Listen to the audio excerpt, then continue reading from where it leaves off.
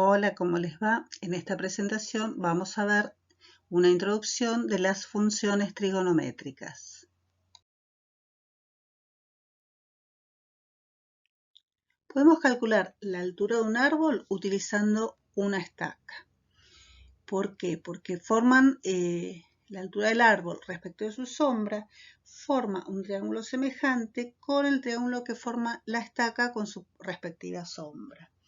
Si dividimos la altura del árbol por la sombra del árbol, nos va a dar lo mismo que la altura de la estaca dividido la sombra de la estaca.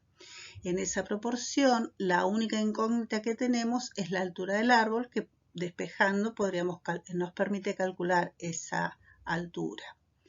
Ahora, observemos que en el triángulo de la izquierda, la altura del árbol es el cateto opuesto alfa y su sombra es el cateto adyacente. Es decir, que altura del árbol dividido la sombra del árbol es lo mismo que cateto opuesto dividido cateto adyacente. Lo mismo ocurre con el triángulo de la derecha. Y cateto opuesto dividido cateto adyacente es la tangente del ángulo alfa. Lo que nos está mostrando este ejemplo es que la tangente de un ángulo no depende del tamaño del triángulo, sino que depende exclusivamente del ángulo considerado. Esto pasa no solamente con la tangente, sino con cualquiera de las funciones trigonométricas. Recordemos acá las otras dos funciones trigonométricas principales, que son el seno de alfa y el coseno de alfa. Antes quiero recordarles algo. En todo triángulo rectángulo tenemos la hipotenusa, que es el lado opuesto al ángulo recto. La hipotenusa siempre es el mayor lado del triángulo rectángulo, y los lados que forman el ángulo de 90 grados se llaman catetos. Uno se le llama cateto opuesto y el otro cateto adyacente, pero eso va a ser respecto a uno de los ángulos agudos. En este caso, como tomando el ángulo alfa, que es el que está en el vértice P, el cateto opuesto es el lado OQ y el cateto adyacente es el lado OP. Por otro lado, recordemos que el seno de alfa es igual a cateto opuesto dividido hipotenusa y el coseno de alfa es igual a cateto adyacente dividido la hipotenusa. Si dibujamos una circunferencia con centro en el origen de los ejes cartesianos, nos queda dividida en 4 partes. Cada una de esas partes se llaman cuadrantes y se numeran en sentido contrario al de las agujas del reloj. Esta circunferencia, si además tiene radio 1, se llama circunferencia trigonométrica. A la derecha vemos dos ángulos con un lado, consideremos que uno de los lados es fijo, el lado que está horizontal, y el otro lado hace una rotación. Si esa rotación se produce en sentido contrario al de las agujas del reloj, el ángulo es positivo. Por el contrario, si la rotación del lado que no está fijo se produce respecto o en el igual sentido que las agujas del reloj, el ángulo va a ser negativo. En la circunferencia trigonométrica, cualquier punto C de esa circunferencia va a determinar un triángulo rectángulo, y ese triángulo rectángulo nos va a permitir calcular las razones trigonométricas de un ángulo alfa que va a estar formado por el semieje positivo de las X y el radio cuyo extremo sea ese punto C.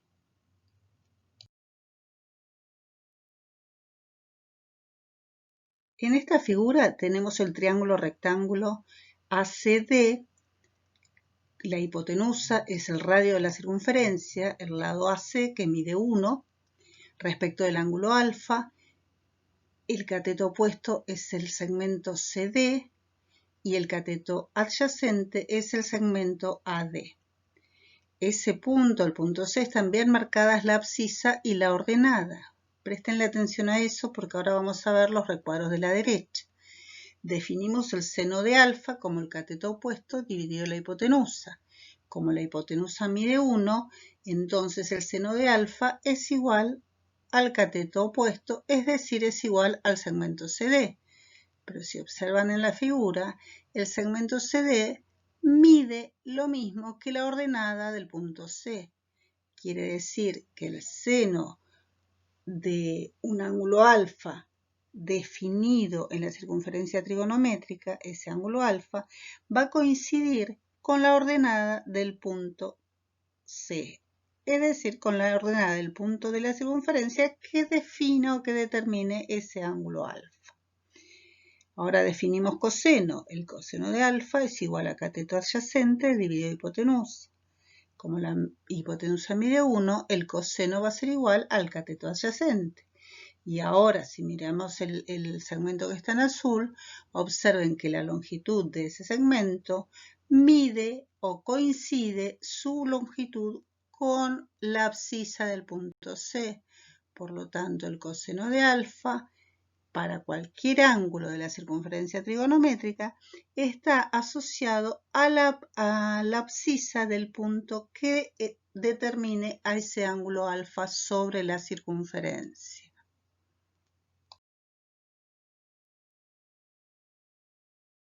Como ya vimos entonces, las coordenadas del punto sobre una circunferencia determinan los valores del seno y coseno del ángulo. Esto nos permite ver también, de acuerdo al cuadrante, qué pasa con los signos de estas funciones trigonométricas. Veamos el recuadro de la derecha, el punto que en este caso se está llamando B, está en el primer cuadrante. Las dos coordenadas son positivas. A ver, recordemos lo siguiente. La coordenada X es positiva hacia la derecha del eje Y, mientras que los valores de X son negativos a la izquierda del eje Y. Por otro lado, los valores de ordenada, es decir, los valores de Y, son positivos arriba, es decir, en los dos cuadrantes que están por encima del eje X, y son negativos por debajo del eje X.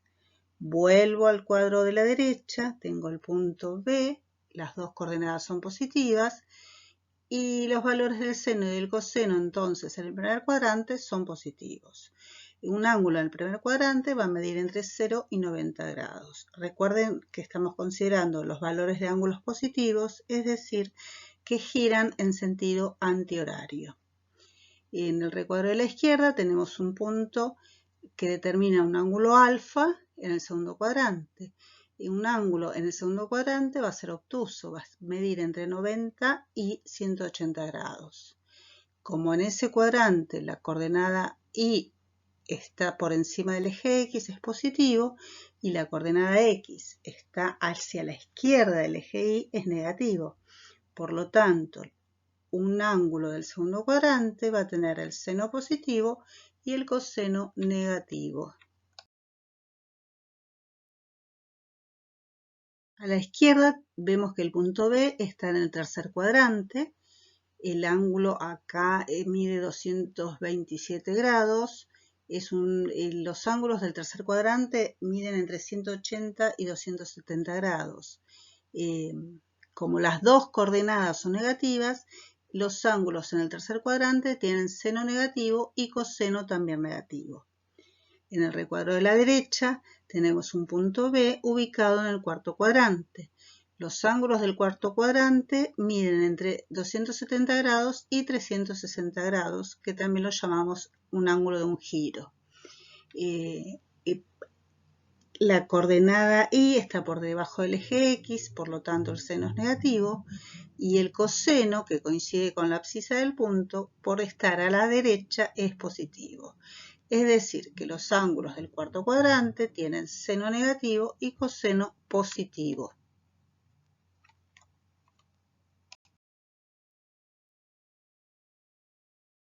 Veamos qué ocurre con el signo de la tangente. Para poder analizarlo, acá se define primero o se realiza la división entre el seno de alfa y coseno de alfa. Veamos el primer recuadrito lila. Seno de alfa es igual a cateto opuesto dividido hipotenusa. Coseno de alfa es igual a cateto adyacente dividido la hipotenusa. Si hacemos la división entre el seno de alfa y el coseno de alfa, nos queda cateto opuesto dividido hipotenusa y esa fracción a su vez dividida por el cateto adyacente dividido hipotenusa. Los dos denominadores se pueden simplificar, entonces nos queda que el seno de alfa es igual sobre coseno de alfa es igual a cateto opuesto dividido cateto adyacente, que no es más que la definición de la tangente de alfa. Quiere decir que la tangente de alfa es igual a seno de alfa sobre coseno de alfa. Por lo tanto, para definir el signo de la tangente en cada uno de los cuadrantes, nos alcanza con analizar los signos del seno y del coseno. Veamos en la circunferencia, en el primer cuadrante, seno positivo, coseno positivo, más dividido más es más, por lo tanto la tangente es positiva. En el segundo cuadrante, el seno es positivo y el coseno es negativo. Quiere decir que la tangente nos va a quedar más dividido menos, eso da negativo. La tangente en el segundo cuadrante es negativa. En el tercer cuadrante, seno es negativo, coseno es negativo, menos dividido menos da más, por lo tanto, el signo de la tangente en el tercer cuadrante es positivo. Y en el cuarto cuadrante, seno negativo, coseno positivo, menos dividido más da menos, por lo tanto la tangente en el cuarto cuadrante es negativa. Recuerden, esta igualdad se utiliza muchísimo, sobre todo en la resolución de ecuaciones o de identidades trigonométricas. Tangente de alfa es igual a seno de alfa sobre coseno de alfa.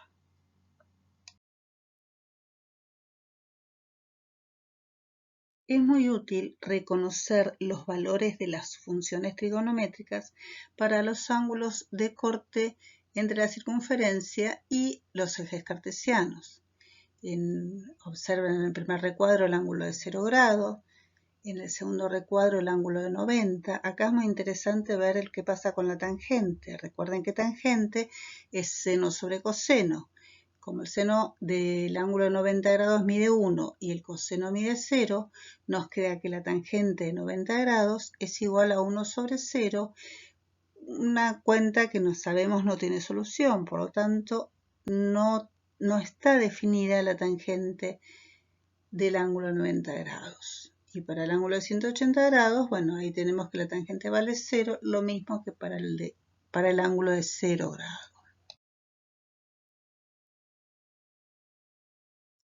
Para el ángulo de 270 grados, observen que el punto, las coordenadas del punto C están sobre el eje Y, pero en sentido negativo.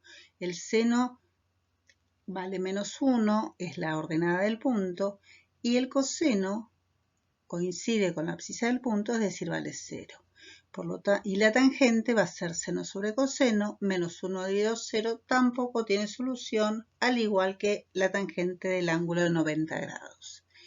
Y bueno, y como vemos, una vez que dimos el giro completo, el punto de la circunferencia que determina ese ángulo, después de haber girado 360 grados, vuelve a estar en el punto donde estaba el ángulo de 0 grados. El seno vale 0 y el coseno mide 1.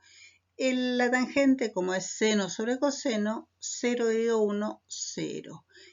Al igual que la tangente del ángulo de 0 grados y la tangente del ángulo de 180 grados. Los fenómenos ondulatorios, como las vibraciones de la cuerda de una guitarra, el sonido que percibimos en forma de voz o las olas del mar, son el resultado de una suma o superposición de muchas ondas simples tipo seno o coseno. El primer matemático que desarrolló esta teoría fue el matemático francés Fourier en el siglo XVIII. El análisis de Fourier se convirtió en una herramienta importante en la teoría de las comunicaciones eléctricas, la óptica y las vibraciones de estructuras en ingeniería. En la próxima presentación continuaremos con la representación de las funciones trigonométricas.